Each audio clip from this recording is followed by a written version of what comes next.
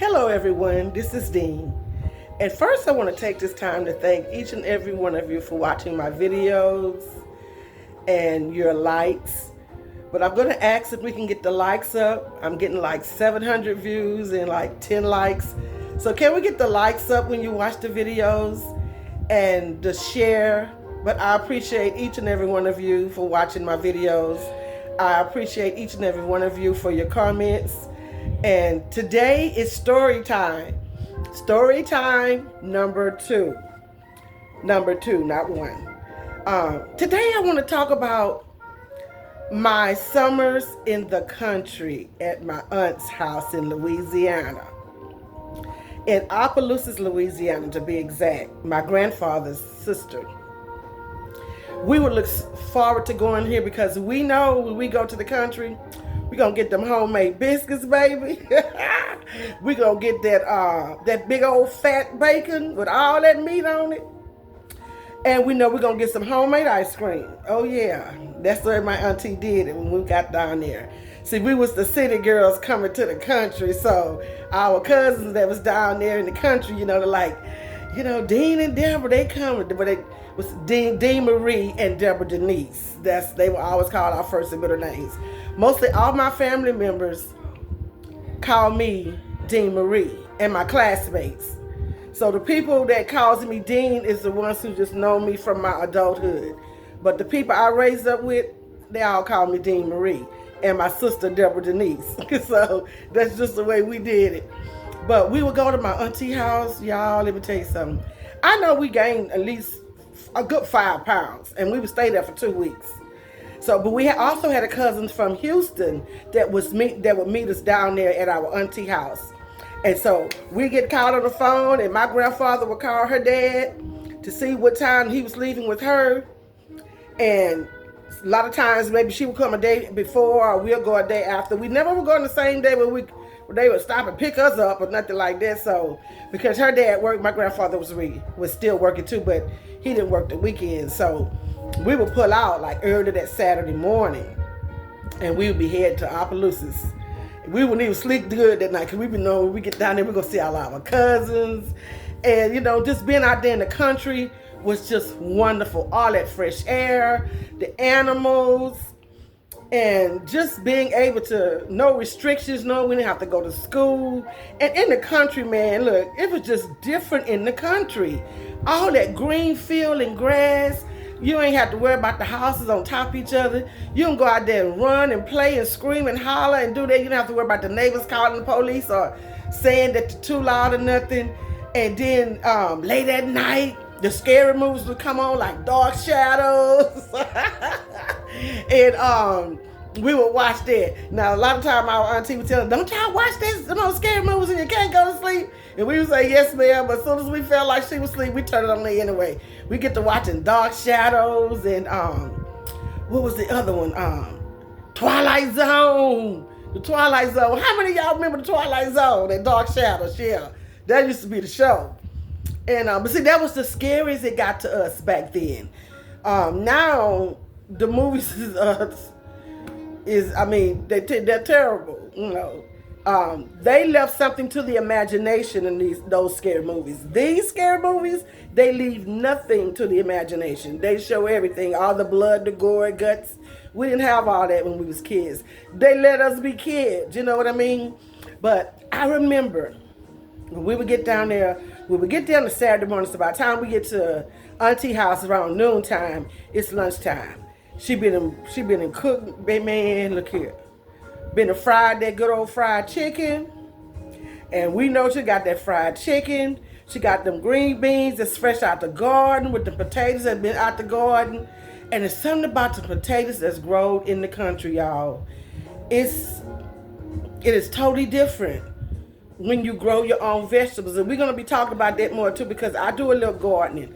And y'all, the way things are going, everybody going to be back in the backyard growing the garden or doing something. Do them in your pots. Do something. Because, baby, when we going, this year is already starting rough. And if it's doing this now and people getting laid off and we already know what the food prices were last year. And so you can imagine what it's going to be like this year. And we're already just in the first month and everybody's just going into a frenzy because of what's going on. So we're going to have to go back to the old time ways, y'all. We're being forced to, but we as the people, we know how to adjust. And if we don't know, we know somebody that do. So in the country, growing your vegetables and stuff, things tasted different. I remember we used to go right there in the field and get a tomato off the vine, y'all. It'd be warm because it'd be sunny. But all we do was wash that tomato and put some salt and pepper in the palm of our hand and take that tomato and just dip it a little bit in that salt and pepper and bite on it. Oh my gosh. That was the best thing. The tomatoes tasted so sweet.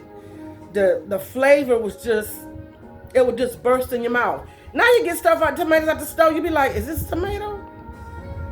You taste the moistness, but you're like, something's missing. It don't taste like it did when we grew tomatoes in the country. It don't even taste the same when you grow your own tomatoes because everything is fast grown, super grown, all this other stuff they're doing, hot housing and all this stuff, so it's not the same. So in the country, not only did you get the fresh air and the space, you got the experience of eating the vegetables that you actually grew. And I learned how to make ice cream in the country. You know, you can buy your Bordens and all that stuff in the store. It tastes okay, but that homemade ice cream got that kick to it, baby. Yes, it do. Yes, it do. And it's just a difference, and it's the excitement of making it, because making that homemade ice cream, everybody had to take a turn turning, because it wasn't no 5-minute turning. It was some turning. So only the strongest survive. But if you know you want that ice cream, you better come and take a turn and turn, or you wouldn't get none. So they put that rock salt in there, put all your ice cream mixture in the middle. You put your ice around the barrel of that, and then you put your salt, and you start turning. And that barrel on the inside just turn and turn and turn around in that ice. You got to keep it turning and turning and turning. The more it turns, the thicker that ice cream get. You got to keep it turning and turning. Your own way out. Come on, the next in line. Come on, baby. Get your turn in. Everybody got to turn. And then when that ice cream got ready, everybody got some ice cream. Boy, with no talking, nothing but smacking and eating. That ice cream be good. So by the time we would get to our Ada house at lunchtime, because we would leave that morning, and we would get there, and she would fry some fried chicken. She would have got up that morning, made some homemade biscuits. So when we get there, we would get the biscuits and honey, and we would get that fried chicken.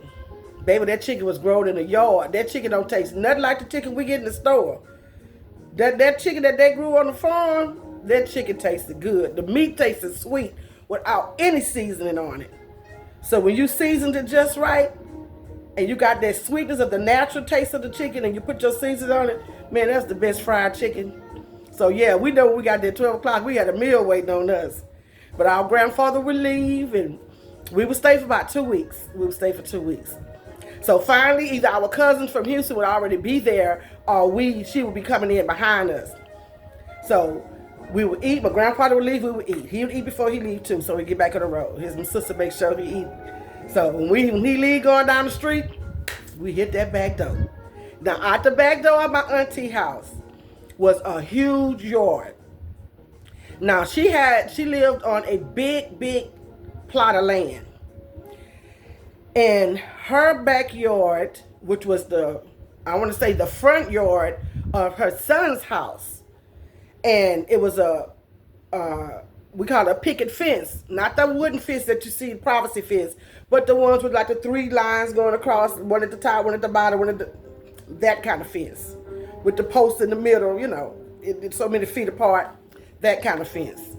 So I would say about 4 blocks, no, let's say maybe 3 blocks from her fence down back through the field was her son's house. So that was quite a little stretch. But between there, you had horses. I mean, like 3 or 4 horses. And on the side of his house, because her land, I would say maybe about 10 acres of land. So it was a lot of land. So on side of her house from the street, ran all the way down to his side to the back where the land stopped, was where it was a lot of wooded area. So they let the grass grow there, and that's where they harvest their own hay for the horses. And then the horses would lean over, eat leaves off the tree and stuff like that. But over there, we know not to go over there because she was out there. The snakes over there don't go over there, so we didn't fool around over there. Also around in the yard,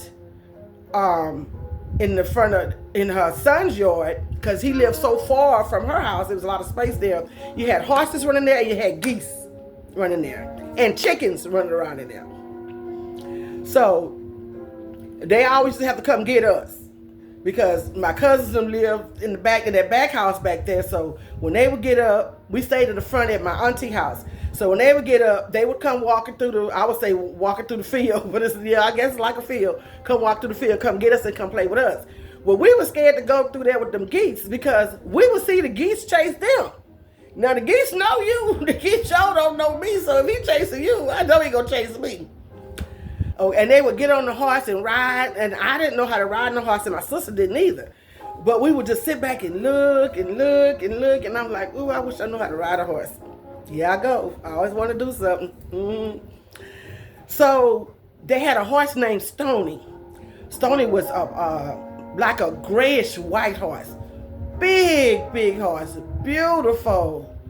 Stony was the prettiest horse they had out there. Stony was the biggest one too. You had to get on the top of the car just to get on Stony. That's how big Stony was. Now, I didn't know how to put my foot in the stir to get on the horse, so they would tell me, Dee Marie, you get on top of the, they had an old truck. You know, every farm got an old truck in the yard, or old tractor in the yard. So I would get on top of the truck, the hood of the truck, to get on top of Stony.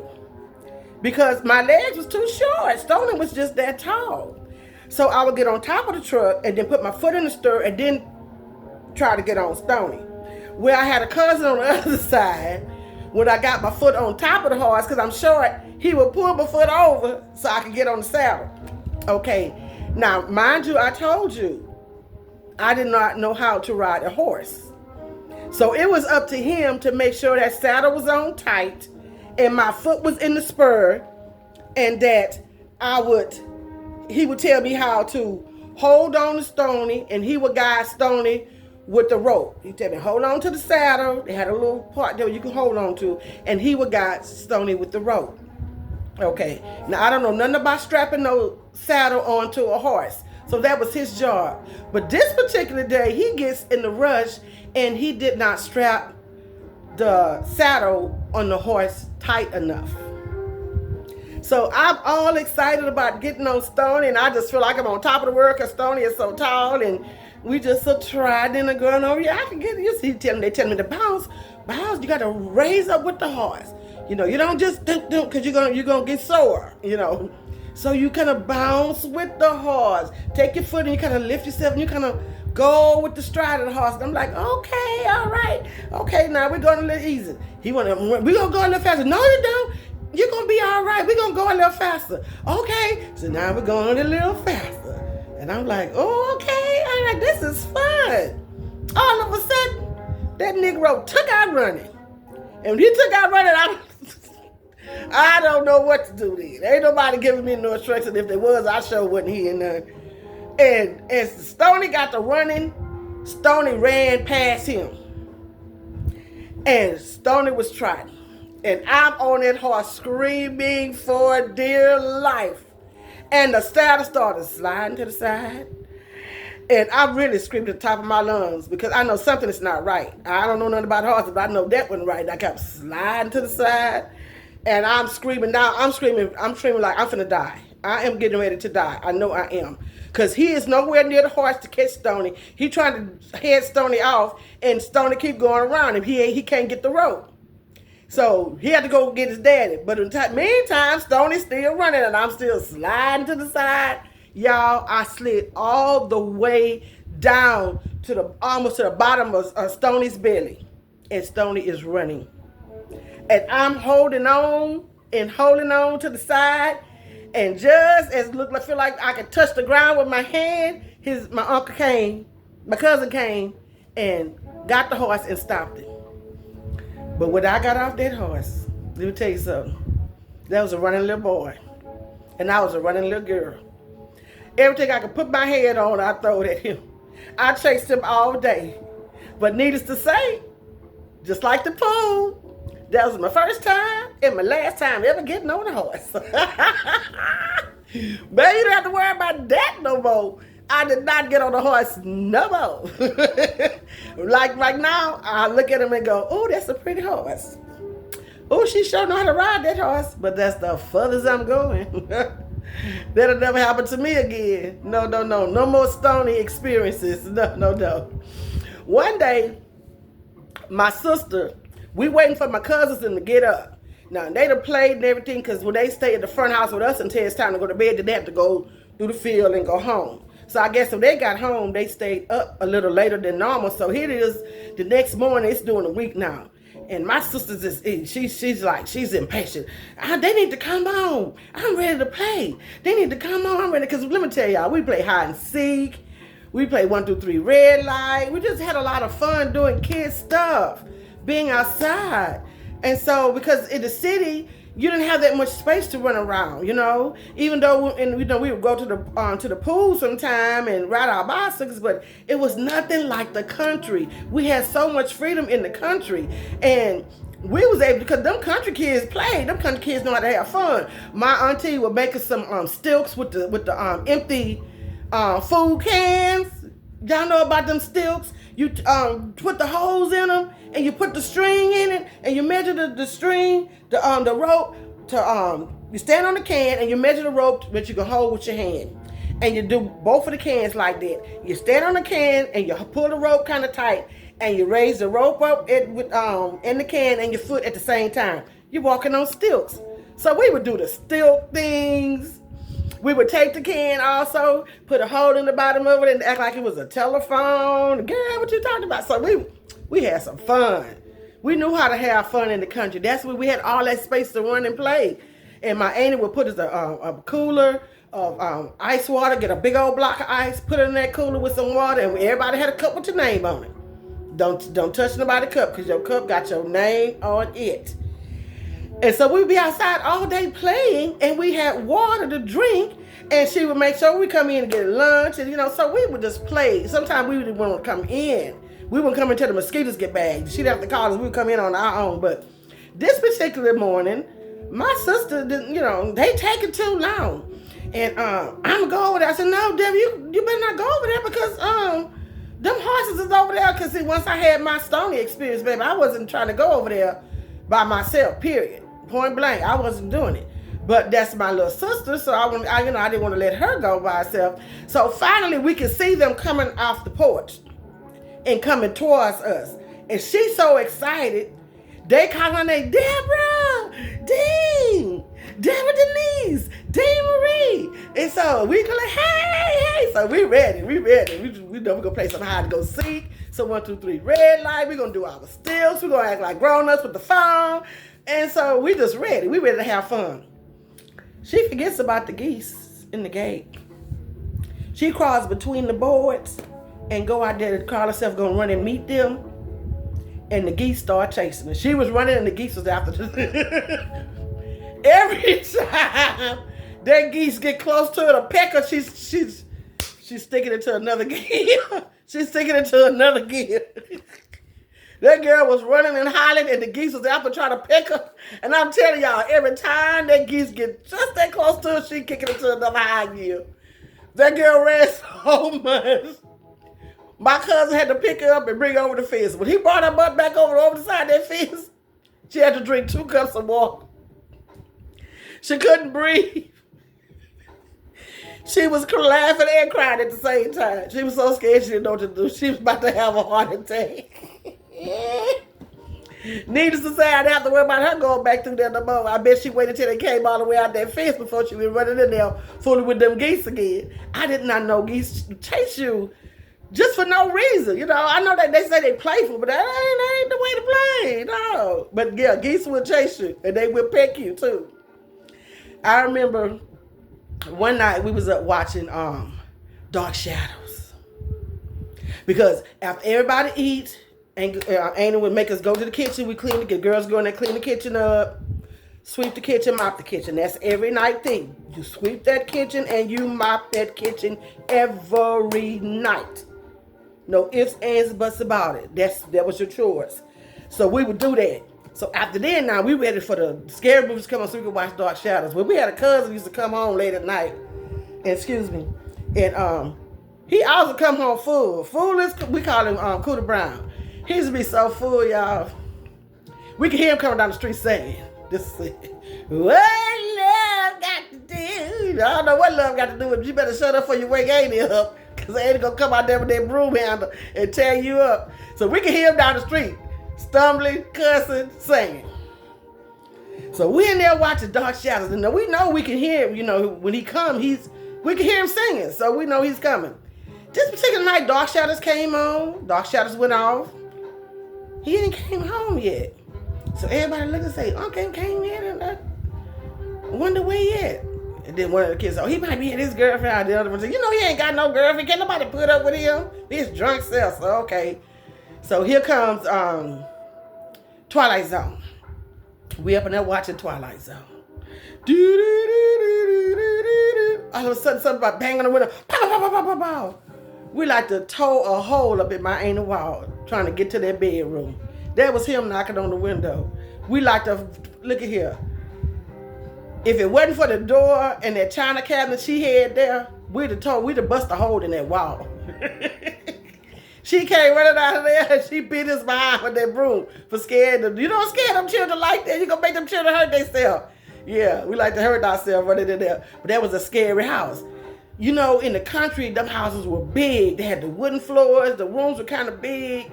The floors was off the ground, you know, and so the houses always had a little creaking sound. They had the little loose boards. You couldn't tiptoe and do nothing because every room had a loose board and you hit on the wrong board. Who is that? What y'all doing? So you couldn't hardly sneak and do nothing. You had to learn the spots.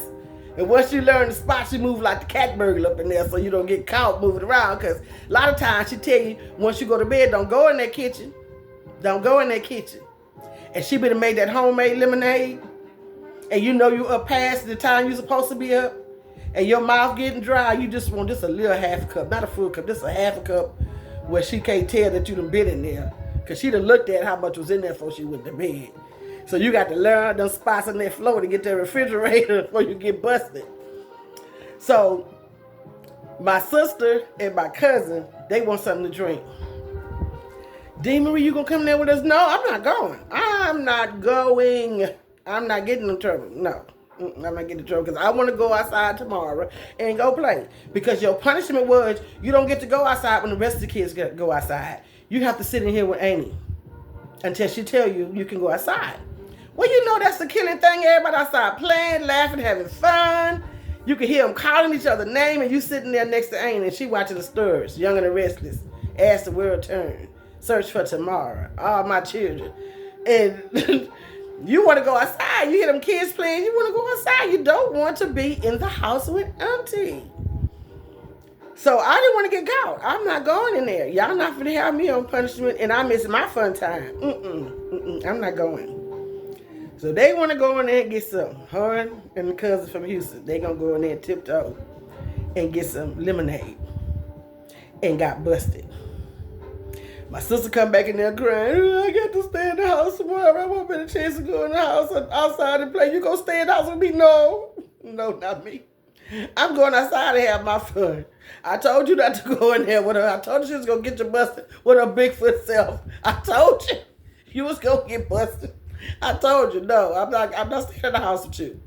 I'm not staying in the house with you. So they got on punishment the next day, and we was out there playing and having fun and playing on 1, 2, 3 red light and hide and go seek. And in the country, you had some of the neatest places to hide. You had the barn, that old truck, the old tractor. They had, Auntie had a well. Y'all, in the country was the best well water. I don't know if any, well water is so sweet. And it's cold all the time because it's way, way down in the ground. And you got a rope that you dip that bucket down in, and you put the bucket back on the rope through the pulley, and you get a dipper and you get your water. Well, Auntie in a part of the yard, she had a well, but she didn't allow us to go in the well until she told us to. But out there, some days she said, y'all get y'all some of that well water. We get some of that well water. Y'all, that's the best sweet water. Oh my God. The best sweet and cool water. You didn't have to worry about no preservatives or none of that. It was like water from heaven. That was the best water, the well water in the country. So finally her and cousin got off the punishment. They came outside and played with us. And we got to fussing and teasing them. So they got to fussing back at us. So we told them, y'all be mad at us because y'all the one got in trouble trying to sneak lemonade and stuff. You know you're supposed to be in the bed. And so we had another cousin and on the back of my auntie porch. When you go through the kitchen, she had the back porch and then the back door. Well, when we first started going to the country, we didn't know what that was. We would smell when we went on the back porch. What is that smell? Like something sour. And me and my sister, we found something don't smell right. So my cousin was laughing. Like they knew what it was, and they didn't tell us for like a couple of days. So we would go, and they was like, "Come on, we're going to the backyard." We were like, "I don't want to go back to. I don't want to go back to that way. It stinks." So they would laugh at us. Y'all come on here. So we didn't want to go to the front where they ain't gonna stink because she would ask us why we didn't want to go through the back. We don't want to tell her that it stink. That's our house. So we would run through the back, holding our nose. So finally one day we finally got enough to know to ask, what is that smell? So we had noticed that on against the wall was some big foot tubs, they call them, but these are some big tubs. And they had cloth over them. Excuse me. They had cloth over the tubs. And so, but we was the kind of kids, we didn't get off into stuff. We didn't do that. We learned that at home. You don't, if it don't bother you, don't bother it. And so they told us, come, we're gonna show y'all. So we went creeping on the back porch and they pulled the cloth back.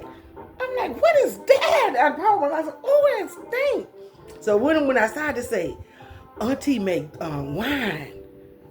I say, wine? What kind of wine? They say wine like that get you drunk. I say, but then when cuz be coming home drunk, he said, oh no, he can't go on Auntie wine. It got to sit back there for a long time. I'm like, but why it smells so bad? They say the badder it smell, the stronger it get. And I'm like, it stink though. They say, but it don't taste like it smell. I said, okay, how you know? How you know it don't taste like it smell? Well, sometimes we sneak some. Y'all sneak some, y'all gonna get in trouble. Y'all get drunk. So, okay, I don't want none. That stink too bad. So that's how I learned about wine. That Auntie was making some, I call it homemade hooch. Yeah, Auntie was making homemade hooch. And so I started seeing the big jugs. What is them big jugs for? That's what you put the wine in. Okay, and on the weekend, I started noticing these people come here knocking on the door all the time, and after hours, Auntie had her little, they call them, Auntie had her little after hour liquor store. Look here, you gotta do what you gotta do. I ain't mad at you, Auntie. Auntie had a little after hour liquor store. So when she ran out of the stuff that she would buy, she started selling the stuff that she made. Needless to say, she always ran out of everything. That's how she made a little side hustle through the month. That's off our wine. So one day, my sister and my cousin, them two always was in something. You know, now I'm thinking about it, they always was in something. They was Curious George type of people. You know what I'm saying? My curiosity was there too, but my remembrance of the butt whippings was there also. So I compared the two, and I decided to do without the butt whipping. So I didn't let my curiosity get the best of me because I knew what I was gonna get. I told y'all about my grandmother's butt whippings. So my sister and my cousin, they're gonna go over there, and my cousin get a cup, our water cup. Remember, we had water cups with our names on it. Nobody would drink out of anybody's cup. They go and drip their cup in the wine barrel and get them some wine. Okay, y'all go ahead. Then when you go, everybody take a sip. Who gave me some? I said, y'all gonna get busted because y'all talking too loud. And they take a sip. Oh, you can't tell them they had done it. They They were just cracking up. Oh, they done done something like, because auntie ain't found out about it. Oh, they doing something that grown folks do. Okay, y'all go ahead on. Oh, they just a sipping. Give me some, give me some. Don't drink it all. You gonna drink it all from me. You being greedy. Okay. They finished one cup. Then they got to my sister cup. Everybody sipping. Give me some, give me some, give me some. They ain't real. No, sir. I don't want none. Okay, now we went around playing. Everybody playing hide and go seek. 1, 2, 3 red light. And all of a sudden, nobody don't want to play. Like, what's wrong with y'all? Nobody want to play. What's wrong? Everybody sitting around. I'm tired. I'm tired. I don't want to play no more. Why? Why you don't want to play anymore? That's what we come out here for. This is what we do all day. What's wrong? And it dawned on me. The wine. Y'all, boys and girls, is drunk. Y'all are drunk. That hooch done got y'all head swimming. And now, you know, in the country, you out there in that sun, baby, it's sun and dust. Except for when you go to the field, you got you some grass. And we ain't finna go play with them geese and horses, so we in the dust. So they out there on the side of the house in the shade where we can find some shade in. Everybody laying talking about they tired. I said, no, y'all ain't tired, y'all drunk. Ain't Ada come to the back door. Where them children? Y'all so quiet that she noticed some quiet too. We tired, we tired. All right, then, y'all better not be getting in trouble. Yes, ma'am. All of a sudden, my stomach hurt. My stomach hurt. And they're drinking all that water. Hadn't ate nothing since breakfast and drank that wine. And they're drinking all that water on top of it.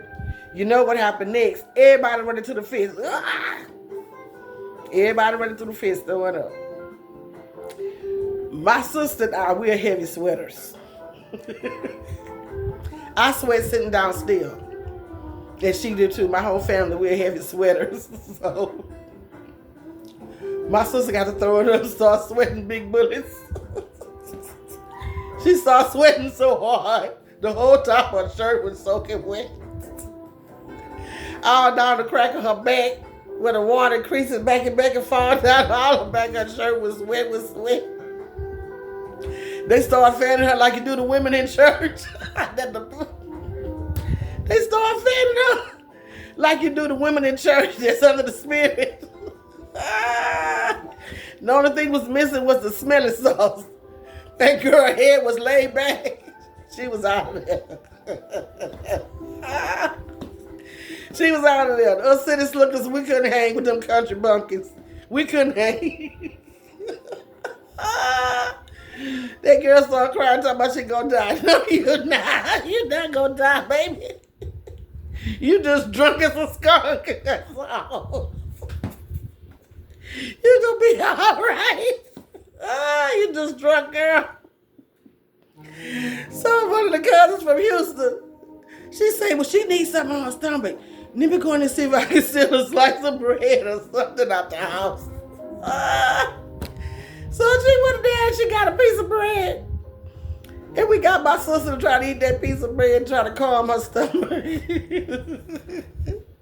They got the big old palm leaves fanning her like back in the Pharaoh days.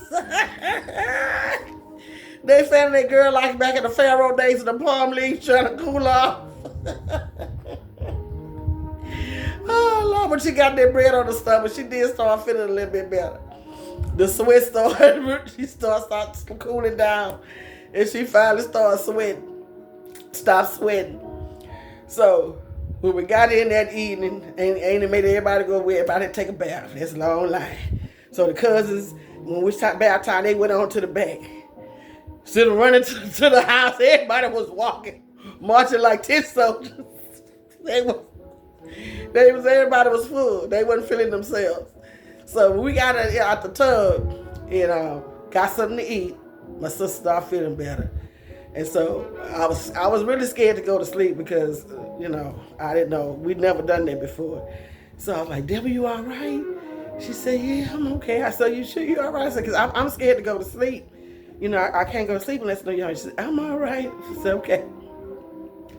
I told her before she went to bed, I said, you going to drink some more tomorrow?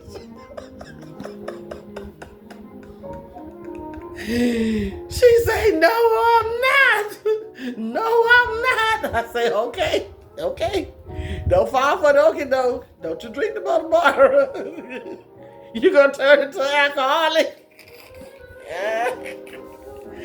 Oh my goodness. Needless to say, the next day came, they didn't have to worry about that no more. Then she didn't drink no more. And even till today, my sister don't drink.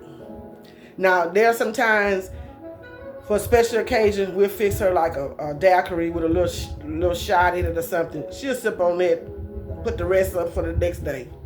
She'll take 2 sips. Oh, girl, how much you put in, girl? You ain't took but 2 sips. They used to say that if you get a child some beer, when they grow up, they're not going to like beer. Well, I'm a witness to say if you get a child something to drink when they're young, 9 times out of 10, and they have a bad experience, 9 times out of 10, they're not going to drink when they get older. My sister does not drink even today, and we are in our 60s. Oh my goodness. Also, we had a cousin. You know, them old folks had them spit tunes. Now, for y'all that don't know about us down south, the older people down here, some of the females would chew the chewing tobacco. They didn't smoke cigarettes, but they chewed chewing tobacco. And someone would have cans that they would spit in, because you would chew the chewing tobacco, but you would not swallow it.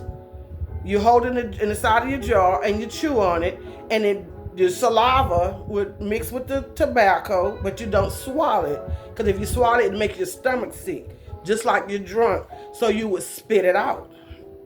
So the more fancier people had what they call spit tunes. They were like clay jars. Some of them were ceramic, little bowls like with a handle on it. And some of them had a lid on it. Some of them was real fancy.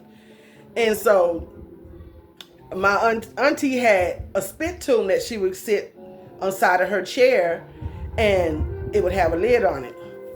So at the end of the night, she would have one of the kids go and empty it for her, so she could, because it smells. After a while, it develops an odor.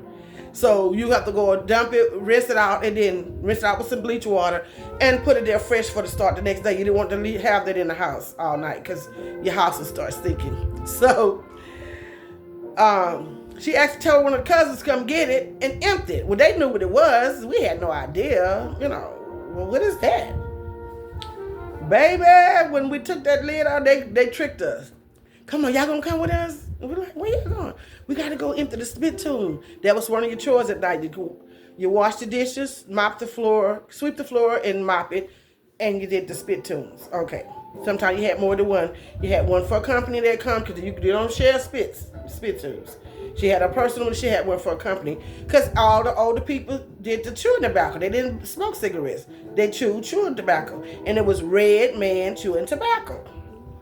And so it tricked us, and y'all want to come with us, go empty the spit tune? We're like, yeah. Baby, when they pulled that top off of that, and we see what was inside, oh my God. Oh, I thought I was going to throw up. Oh my God, that was a nasty looking, smelly stuff. But that's what they did in the country. The spit tunes, women and men. Women and the men. They did that chewing tobacco. I had a cousin, bad butt. He gonna steal some of Nana's chewing tobacco. Now, I put 2 and 2 together, and I'm in the city, that if this thing is full of spit, obviously you don't swallow it. He gets some chewing tobacco, and I very much start putting it in there, and he went after he trying to talk earlier, holding it in my leg. You better spit. He don't want to spit. He swallowed it. Oh man, he was sick. He was sick as a dog. About as sick as my sister was on that hooch. About as sick as she was on that hoop. That red man's chewing tobacco told him up. Yes, indeed. We would go and stay at my auntie's house for 2 weeks at a time. Now, we would do this. We'd get there on the Saturday. That Sunday, we would stay home. Now, that following Sunday, because that next week we leaving. That following Sunday was park day. Y'all, the park in Opelousas, Louisiana on a Sunday was like a state fair. Soon as you get off the freeway and you get on the street that the park was on, y'all, cars parked on both sides of the street. You got cars trying to find somewhere to park. You can't hardly get by. You got people running across the street trying to get to the park. It was like a main day for black families to go to the park. And the kids running everywhere. You got the dudes out there with their nice rides and on their music. You got the girls out there, with their braids and stuff, and they all fly. And you got the vendors. You had vendors out there that were selling stuff. So you had the snow cone people out there. The people selling lollipops. You had people out there doing hot dogs. It was just like a fair. And this was every Sunday in Opelousas at the park. And you might be in line trying to get off the freeway and find somewhere to park for 30 minutes, but it was worth it because everybody was there. You got people from all neighboring towns will come to just that park because it was so big and you had so much going on out there. People were selling stuff. So everything was right there at that park. So that following Sunday, we get down to Saturday, Sunday, the first Sunday, we stay home, we chill, whatever. But that following Sunday, before we come back to Texas, we knew we was going to the park. Oh my gosh. Y'all, going to that park, I'm not kidding, it was like going to the fair. We would have so much fun. Just walking around and seeing families got their picnic baskets, got their blanket on the ground. You got the little babies that fell asleep. You got the other kids out there playing ball. The boys throwing the football. The girls playing kickball, just kicking the ball around. People that walking their dogs. They got them on the leash. That's one thing about it I can say. They had their dog on a leash. Unlike the dog that attacked me when I was in Detroit, Michigan at the park. I have to talk about that one time. Yeah, living in Detroit, Michigan, I'll be telling that story. Yeah, a dog jumped on me. And so it was a lot going on. Y'all, I would say it was a good 500 people out there. That's how packed the park would be. And you know what, y'all? Not one fight. Everybody knew this was a family gathering and everybody respected as a family gathering. We can't do that now. When people have things outside, I am leery to go because it's always a fight breaking out and a lot of times people get killed at children's events. The adults mess it up. So out there in Opelousas at the park on Sundays, they got the music playing. You got the DJ out there with the big old speakers and he playing the latest music. And everybody just sitting down, listen. Cause everybody want to get a seat near the music. You don't have to worry about bringing your own music. If you get a seat close to the DJ, and he had them big old speakers, you didn't really have to get that close to the because you heard the music all over the park. Then they had the dance-off contest, they had the break dancers out there, and it was just all kind of stuff going on. It was just a lot of home entertainment for the kids, and you don't have to worry about that something was going to be going on that your kids have no business in. The people back there respected family back then. Even when they smoked, they didn't smoke around the kids. They would go to their cars. They didn't do all that out in the park everywhere. No, ma'am. No, sir. They had respect for families. And this was mostly black people that was at this park. What happened to the respect for family nowadays is gone down the drain. But back then, the black people had respect for families. And they did their doings and they drinking away from the kids. We had to guess what they was doing. We couldn't say what they were doing because they didn't let us see. Now you walk by somebody and they got a blunt right there in front of your face. They ain't trying to hide it. As a matter of fact, they want you to see it because they think it's cool. But back in the day when we was kids and we went to the park, the adults respected us and we respected them. That's all for my story time, story number 2. My Opelousas summer events with me and my sister. I hope you enjoyed my story today. If you do, would you please hit the like button? And would you please do the share button? And until next time, thank you so very much and have a blessed day.